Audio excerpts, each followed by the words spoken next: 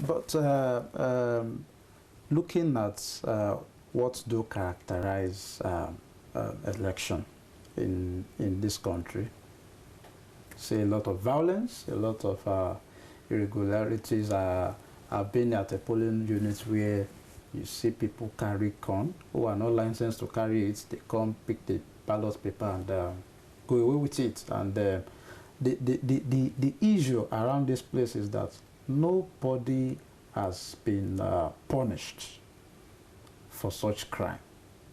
And possibly that is what makes it a lucrative thing to do for the politicians.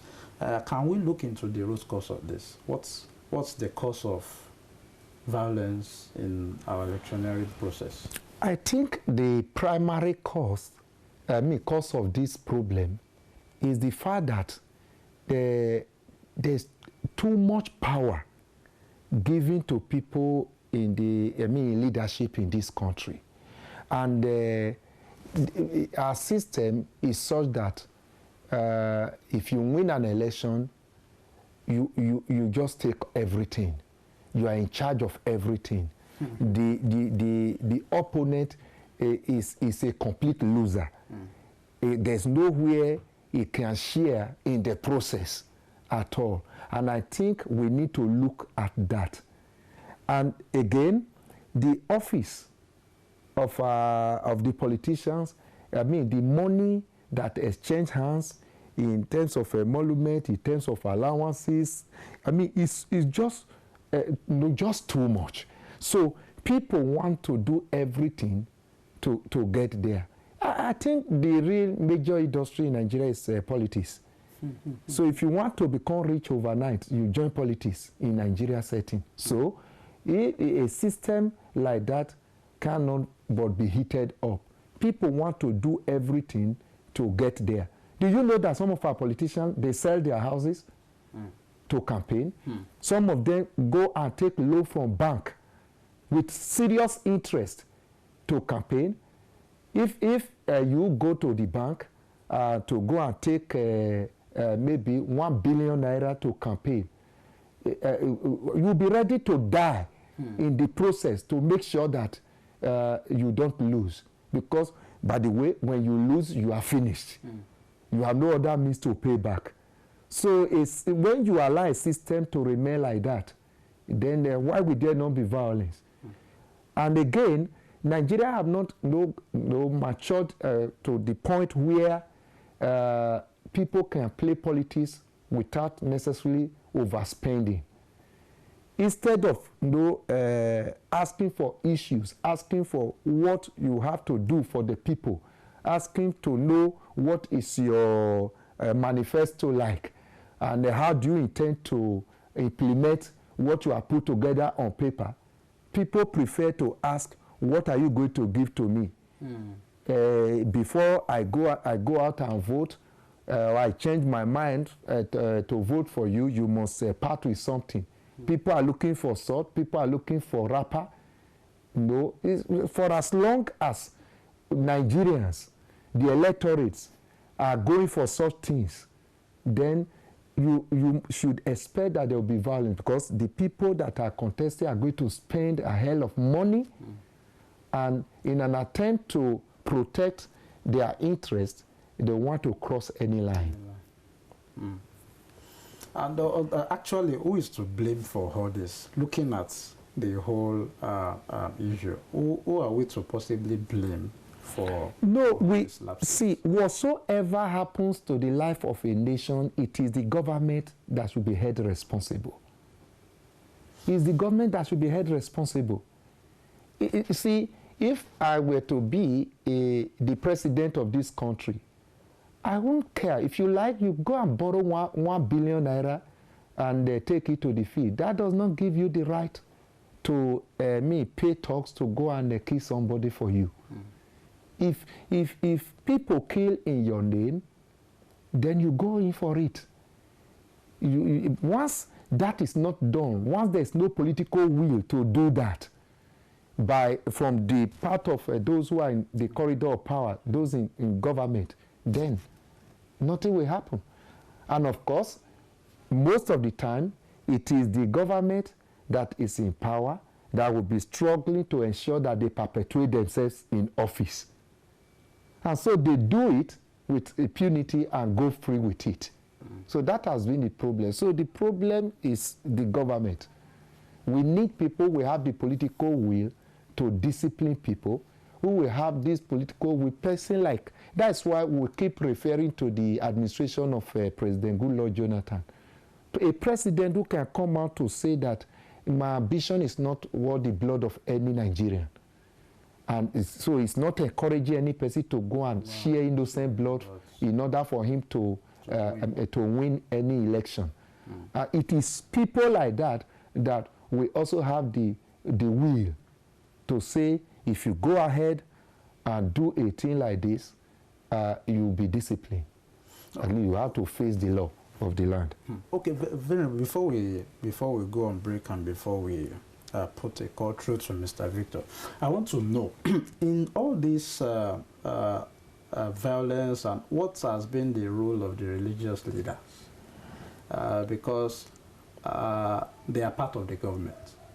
And no, religious leaders are not part of government. We are independent people. I think they have access to all the people in the government. That is why I refer to them as part of it. I think the religious leaders are talking. But whether they are talking enough is where I have problem. Okay. I'm sure they are not talking enough.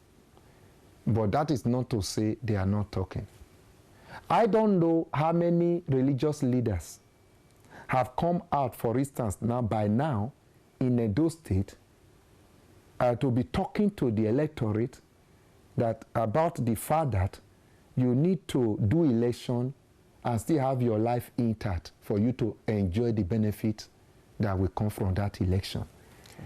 There are so many general overseers, so many bishops in Edo State, so many men of God, in quote. But I've not had any person come out, to talk to the masses now about the need to be disciplined when you get to booth, about the need not to allow somebody to use you as a thug, about the need not for you to kill yourself because of your election. So I've not had the leaders talking. Like when, before the 2015 general election, there was a stakeholders meeting with security agencies, INEC, civil society, just at the very close to the day of the election. And people were not saying, you see, you need to protect your election. You need to protect your election. Then the Inspector General of Police said, please, with the tension in the country, I advise that when you vote, cast your vote, go home. There are party agents who will ensure that they watch the process of counting and collation and ensure things are done right. Security men will be on ground. He was going to deploy security men to watch this process, and they will be. They will be. They are not going to side any political party. So vote and go. People say no. You are trying to. I have to stand up to ask them. Do you understand what it really means when you, on the podium, you are telling a mammoth crowd that go in and vote and make sure you protect your vote. Defend your vote. Do you know what is a euphemistic way of saying do everything to make sure you can share blood, you can kill, to ensure that the person you voted for is the one that emerged as winner at the end of the day. So it's a way of calling people for action, to say defend your vote. Don't go away. Defend. How are you going to defend the vote, really? How do you defend the vote? Apart from maybe fighting or killing. So I think religious leaders need to talk more. They need to preach more to the members of their congregation. And I would have expected that by now, much would have been done in that regard in Edo State.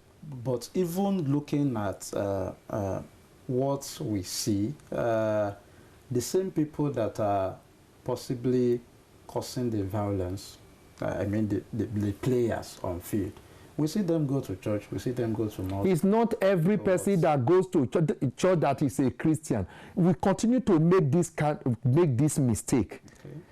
See, majority of politicians in Nigeria, what do I call them? They are charlatans, they are deceivers.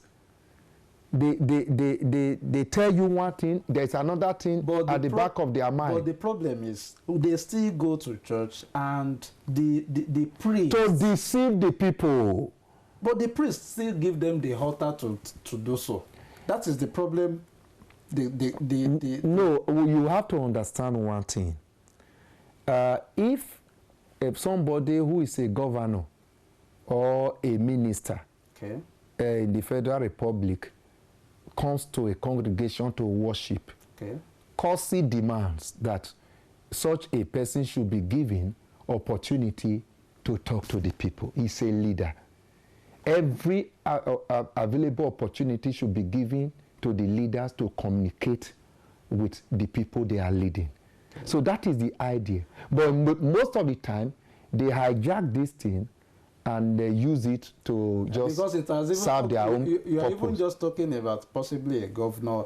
It has gotten to the level whereby even those that are not yet governor, those that are not yet minister. Have you seen such people in Anglican Church? Have you seen such people in Roman Catholic Church going to Roman Catholic Church to take over the microphone? They use the platform of Pentecostal churches in quote. And that is why we are saying CAN must do something to check the excesses of some of these churches. All right, very well. Just hold your thoughts there. CAN must do something. Something must happen. You just in a few moments we want to go on break, and by the time I come back into the studio, we'll be putting a call through to Mr. Victor in Edo State to also give us the nature of what is on ground as Edo goes for the poll in this month. Stay tuned. I'll be right back.